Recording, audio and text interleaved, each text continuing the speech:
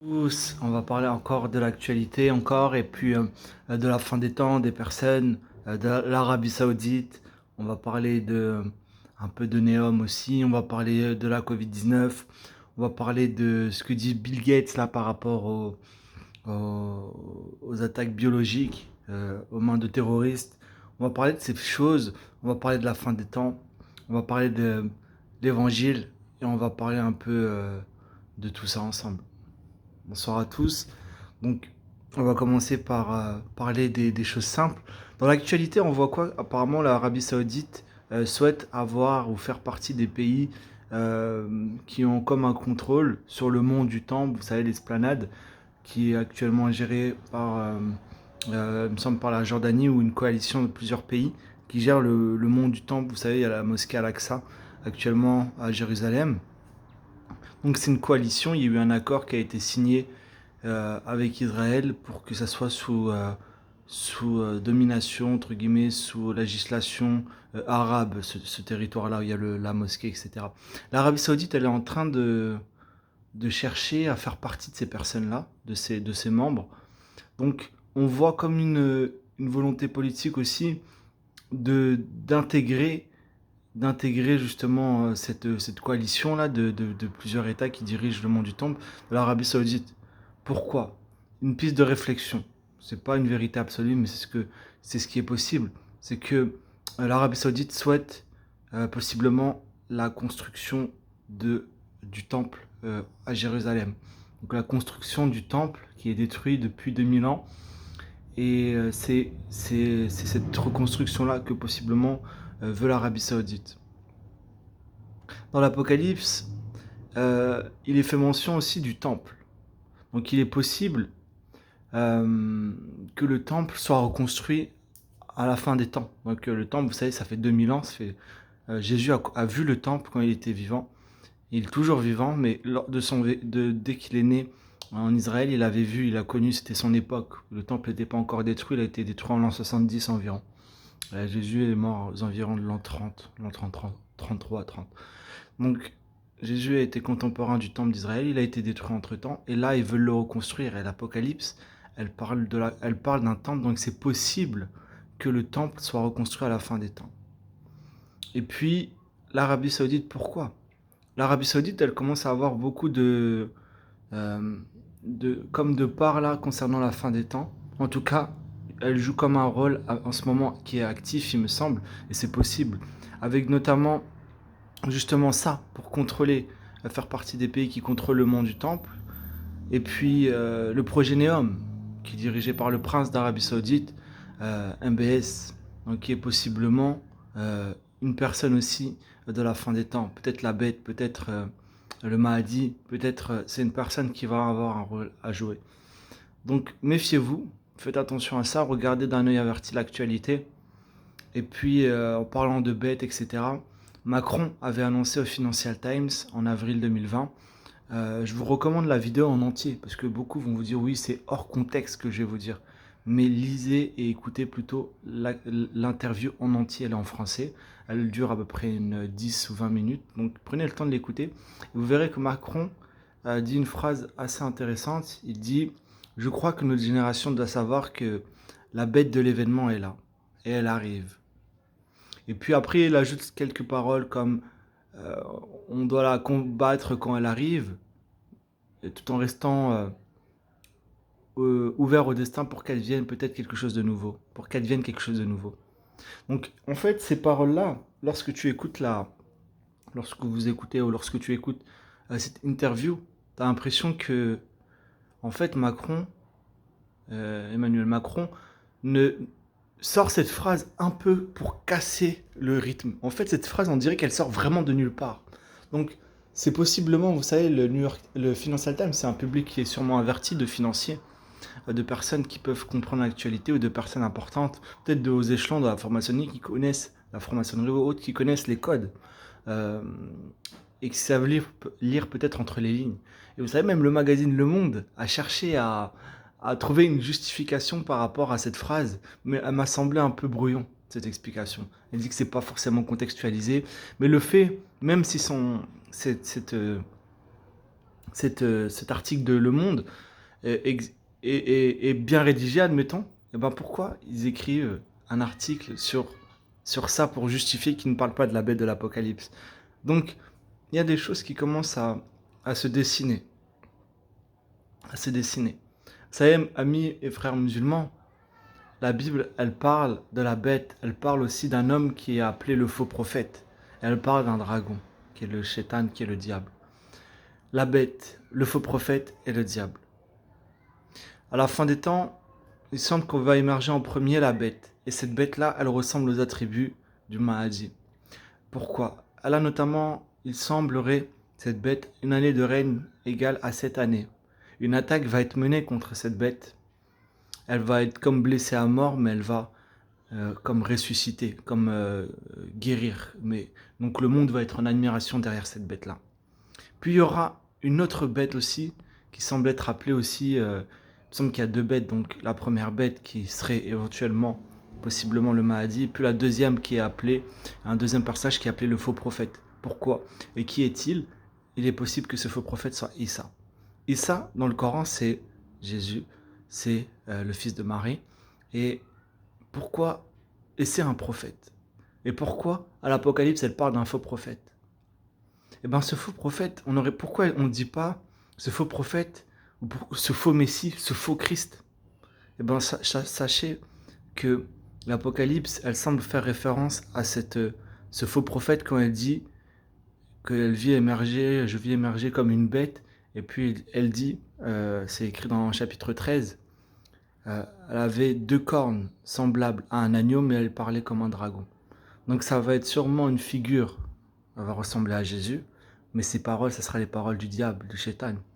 Et la Bible, elle dit aussi, qui est menteur sinon celui qui nie que Jésus est le Christ? Celui-là est l'antéchrist, qui nie le Père et le Fils. Et Jésus dans le Coran, il n'est pas le Fils de Dieu. Il n'est pas mort pour nos péchés. Donc il y a plusieurs éléments qui commencent à nous mettre en garde par rapport à l'émergence de cette bête-là, qui est possiblement le Mahdi, et puis ce faux prophète, ce faux prophète qui va faire des miracles, comme faire tomber le feu du ciel à la vue de tous les hommes. Et pourquoi encore c'est peut-être Issa? Vous savez que Jésus, dans les évangiles, il a dit, la première parole dans l'évangile de Matthieu, lorsqu'on lui demande de parler de la fin des temps, et le signe de son retour, et la destruction du temple de Jérusalem, il dit, prenez garde que personne ne vous séduise. Plusieurs viendront en mon nom en disant c'est moi le Christ. Et ils vont séduire beaucoup de gens. C'est moi le Messie. C'est les premières paroles. Donc Jésus nous met en carte contre les faux Christ, les faux Messie. Il n'a pas dit viendra un seul, il ne dit pas le Dajjal. Jésus ne va pas venir sur terre vaincre le Dajjal, avoir sa petite famille, être tranquille, c'est pas comme ça. Il se peut qu'après, au retour de Jésus-Christ, ça soit le jugement de la terre. Et ça va pas être un petit jour tranquille. Donc il faut être prêt. Et puis Jésus, il dit quoi à la fin des temps? Est-ce qu'il dit que tout le monde sera chrétien, tout le monde sera sauvé, il va venir, etc. Tout va bien se passer? Il dit d'abord, avant son retour, que les chrétiens, ils vont être persécutés.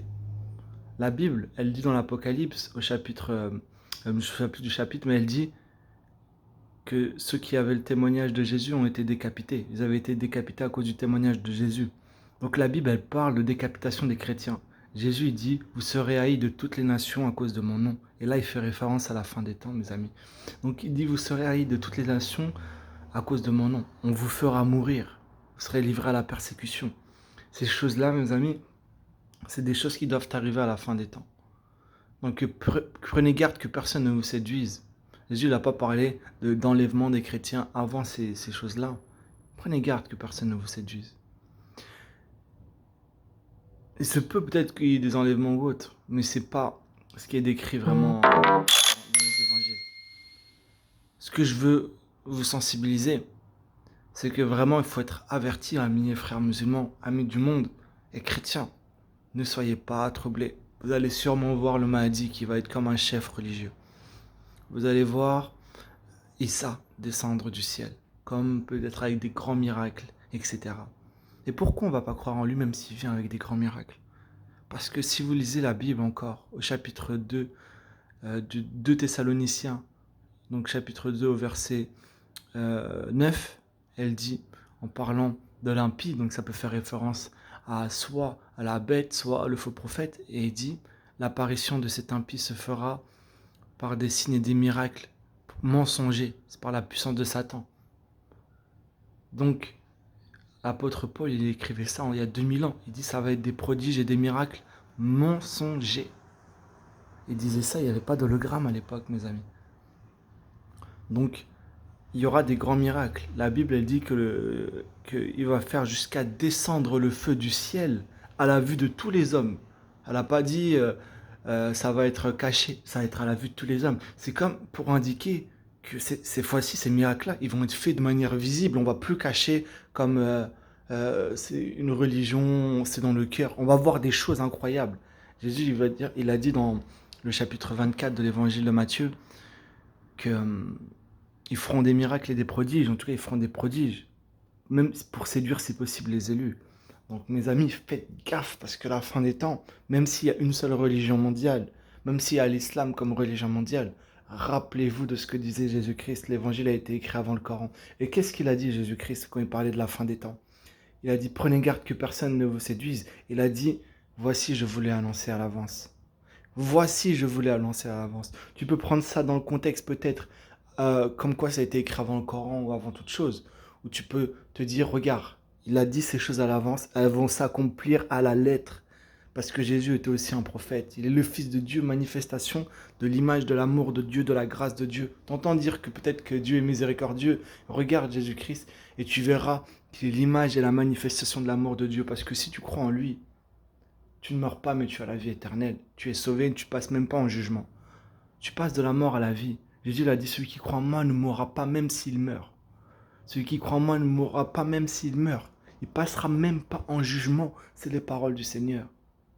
Et un verset de l'évangile qui est très connu dit, car Dieu a tellement aimé le monde qu'il a donné son Fils unique afin que quiconque croit en lui ne meure pas, mais qu'il ait la vie éternelle. Et il dit, en effet, Dieu n'a pas envoyé son Fils pour juger le monde, mais pour que le monde y soit sauvé par lui. Si tu crois en lui, lui qui était saint, qui a porté tes péchés, et qui est mort et qui est ressuscité, et Dieu a ressuscité, eh bien tu as la vie éternelle. Et c'est lui-même qui va sûrement te ressusciter à la fin, au dernier jour. Tu auras la vie, parce que tu as cru en lui, en ce sacrifice. Pour ça, il faut se repentir. Il faut l'accepter dans ton cœur. Il faut dire, Dieu, je reconnais que je suis pécheur. J'accepte le sacrifice du Seigneur Jésus. Je crois en lui. Je veux croire à ses paroles, puisqu'il est la parole de Dieu. Je veux l'écouter et faire ta volonté, Dieu. Et ta volonté, c'est que je crois en lui. Donc je crois en Jésus. Amen. Et tes péchés peuvent être pardonnés, mon frère. Ils sont pardonnés si tu demandes à Dieu pardon. Tu dis, je me repens. J'ai fait tel et tel péché. J'ai beaucoup péché dans ma vie.